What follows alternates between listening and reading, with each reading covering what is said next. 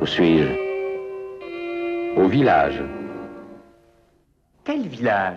Ah oui, c'est vrai, je crois que tout le monde le connaît. Où se trouve ce village? En Lituanie, sur la Baltique. Pas loin de la frontière polonaise. Ça pourrait bien être ici. Oui.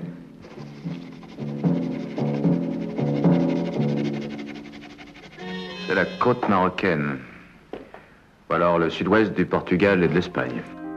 Ni en Lituanie, ni sur la côte marocaine, le village est ici, au nord-ouest du Pays de Galles, tout en haut de la baie de Cardigan. Il s'appelle Portmeirion et c'est un hôtel. Un village-hôtel patiemment construit à partir de 1925 par un architecte gallois, Sir Clough Williams Ellis. He bought the peninsula here in 1925 and started out by converting the old mansion house on the shore into a hotel because he realized that in order to survive and grow, the village would have to have some sort of economic basis. And then he would build every winter a cottage at a time over the next 50 years until you have what you see today.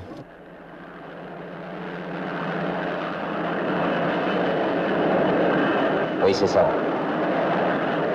Nous l'avons trouvé. C'est le village. Patrick McGowan a vu cet endroit, il dit mais c'est superbe ça. Et quand il a eu l'idée de faire les prisonniers, ça ne pouvait pas être à un autre endroit qu'à Portmeirion. Et c'est vrai que le village ne peut pas être à un autre endroit que Portmeirion. Ça a été un des coups de génie de Patrick McGowan. 20 ans après le tournage de cette série, de nos jours, vous pouvez, là, dans quelques jours, prendre un billet d'avion, puis prendre une voiture de location, ou prendre un bus, vous rendre à Portmeirion, et passer une semaine dans le village. Et je vous assure que vous pourrez vous échapper.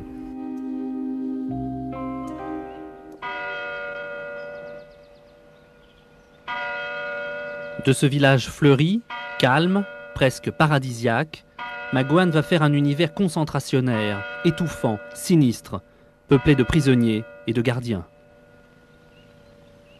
Ça renvoie pas mal à notre monde, où les gens ont beaucoup de vacances, il y a les images lénifiantes de la publicité, il fait beau, ils ont l'air nonchalants, très heureux.